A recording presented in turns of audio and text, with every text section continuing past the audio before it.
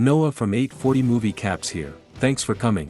The story begins with the funeral of a policeman, Officer Reginald Dean Davis. He was killed in a confrontation with 3 criminals after he had been able to bring down 2 of them. He died protecting his family, his friends and his town. Andre Davis is the policeman's son. It looks like the 3rd felon managed to escape. 19 years later, it appears to be in Andre Davis's DNA to become a cop. In 9 years in the service of the law, he shot 8 people. He is being heard about the last victims. It seems that he does not regret any action he has taken. He considers the detective badge a good enough reason. Andre goes home. His father's picture stands in honor. His mother is pretty sick. She does not recognize her son. She thinks he is Reginald, her deceased husband. The action takes place in New York. The police radio never stops. It's midnight in Brooklyn. 2 masked men appear to be ready for attack. They know the code to get into the restaurant. They have very good information. Their goal is to steal drugs from a gang. The amount of drugs found is much larger than they expected. They think they hit the jackpot. As they leave the restaurant with the loot, 2 police crews appear at the entrance. 2 of the police remain in front, while another 2 walk in the back. The 2 criminals shoot the police and run off with drugs, but collide with another police car. They manage to shoot other cops in the confrontation. One of the 2 criminals is ruthless, while the other has difficulty killing without remorse. They manage to escape for the moment. They killed 8 police officers in the confrontation. The situation is about to go crazy. Andre Davis is called to the crime scene. The situation doesn't look good at all. There was a massacre. Captain McKenna, who had these men under his command, is on the scene. A long time ago, he met Andre's father, who he heard a lot of good things about. It seems that one of the 8 policemen has a small chance to survive. Andre knew one of the victims. They were colleagues at the academy. McKenna seems to be emotionally involved, being the godfather of 3 children. He asks Andre to solve the case as quickly and easily as possible. The official variant is that the first policeman arrived at the restaurant saw a robbery in progress. Apparently, it was about 300 kilograms of cocaine, of which the thieves managed to steal part. Detective Frankie Burns makes her appearance. She will work with Andre. He disagrees and believes the narcotics detective will slow him down and make his mission difficult. Finally, he accepts the help. Meanwhile, the 2 criminals decide to leave the car and make themselves invisible. Andre Davis is analyzing the crime scene. He realizes that there are 2 attackers, Michael and Ray, because only one could not handle the cops and the restaurant employee, who attacked from behind with a knife. He analyzes the scene. It seems that one of the 2 is an extremely skillful killer. Michael and Ray are meeting with the person who provided the information and are extremely nervous that he has misled them. The 2 want to take their collaborator out of the scene as punishment for what happened. They want to meet the brain behind the operation, Hawk. They got their hands on 50 kilograms of pure coke.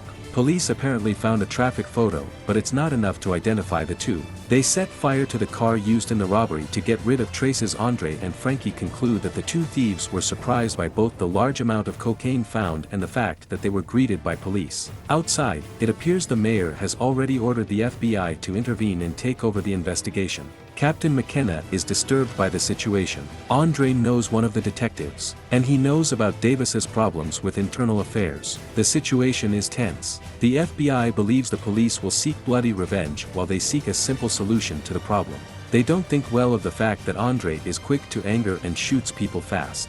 Also, they find Detective Burns to be a liability. Andre thinks Michael and Ray are staying in the area to sell the merchandise, specifically in Manhattan. It's their only chance to save themselves. Immediately comes the confirmation. A call to 911 was received, linked to a burning BMW in Chinatown, Manhattan. Andre asks the FBI to shut down the island. This way, the 2 criminals will not be able to escape.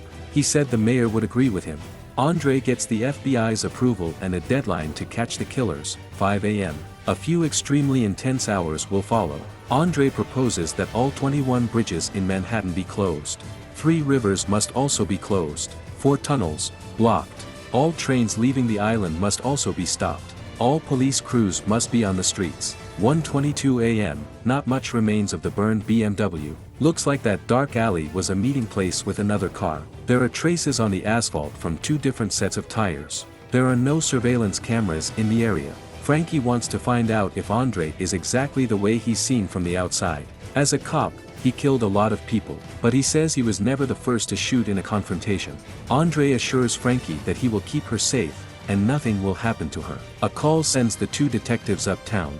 Meanwhile, Michael and Ray go to the brain of the operation. It seems that the drugs are of very good quality.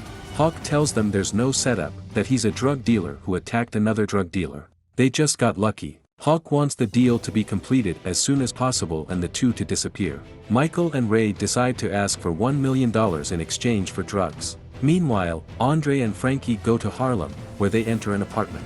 They arrest two people. It seems they were wrong, however. Bush, the one who connected Michael and Ray to Hawk, used a car that was in his ex-girlfriend's name. Toriano Bush is involved, it's clear. Looks like he's a small-time criminal, not a killer. Andre's trying to unsew Bush's ex-girlfriend. Michael and Ray get the money they asked for, but don't know how they're gonna wash it. Hawk's girlfriend sends them to someone who washes large sums of money for everyone, including the cops. He would take $300,000 from them, but he would fix them up with all their problems, passports, clean accounts. Bush owed Hawk $17,500, which Michael pays in exchange for the Lincoln Jeep. Andre wants to learn more from Bush's ex. She tells him about Raymond Jackson. Looks like he's a tough one. He had a very good friend, Arvel Trujillo, who died in Afghanistan. The other man in the car is probably Michael, Arvel's younger brother. Michael seems to be extremely smart, but a series of bad decisions have led him astray. Michael and Ray go to the one who will help them disappear. They find out that the police already know their identity. The 8th policeman also died. Ray does not believe the stranger will help them disappear and threatens him with a machine gun. Michael talks to Ray and convinces him to give up the idea. Meanwhile, police identify Toriano Bush using cameras. Looks like this one is at Pan Am Club. The two detectives who arrive before Andre and Frankie shoot Bush directly. Because of the moment, Andre can't answer the call from police headquarters. They had found Bush's car, used by Michael and Ray. The other two detectives don't take into account that Andre Davis is leading the investigation. They want revenge for their colleagues. One of the two detectives attacks Andre, who punches him without thinking. The situation is extremely strange. Bush's murder seems dubious. Meanwhile, Michael and Ray get different names. They must travel separately to Miami, and from there they will go to the Bahamas. There's a whole network that's gonna help them disappear. The problem is that someone starts hitting the door, trying to destroy it. Looks like it's the police. They shoot the counterfeiter without remorse. A confrontation begins between Michael, Ray, and the cops. Everyone knows where Michael and Ray are located. The cops destroy the computers, but Michael manages to save the drives with valuable intel. The two manage to escape before the police enter the apartment. Andre and Frankie see the two and start following them. Ray tells Michael it's time to break up. It remains for them to meet in Miami. Ray's hurt. By mistake, he shoots a man who was involuntarily passing by, and Andre manages to kill Ray. Frankie's gone in pursuit of Michael. He comes from behind and disarms Detective Burns. Andre announces to Michael that Ray has been killed. Andre thinks Michael's not a killer, but Burns keeps getting on his nerves. Michael doesn't understand what happened. It seems like it was all a setup. He didn't understand what the cops were doing at the restaurant. They were very cautious. Looks like the cops were involved in the deal. Everything points to this. Michael manages to escape, leaving Frankie alive and unharmed. Andre announces through the station that Michael must not be killed because he has very important information about the case. Andre wants to know what's on the drives that Michael has. He walks into a building and tries to hide among people. He decides to follow a young man and enter his room to hide. He uses his laptop to see what's in the drives. Andre and Frankie don't seem to agree. Captain McKenna is impressed. But Andre has a number of questions. He doesn't understand how the cops got to the counterfeiter's apartment so quickly. Something's rotten in the middle. Meanwhile, Michael checks out what's on the drives. It looks like there are a lot of corrupt cops at the police station. Now he has proof of the sages they received. He's trying to leave the building he's hiding in. Andre and Frankie find out about Michael's position. The cops start shooting at him, disobeying Andre's orders. Detective Andre Davis is trying to catch Michael alive. Michael manages to get on a subway, but Andre gets there too. Michael is surrounded. He has nowhere to escape. Michael tells Andre that most dead cops are corrupt. Michael seems willing to put the gun down.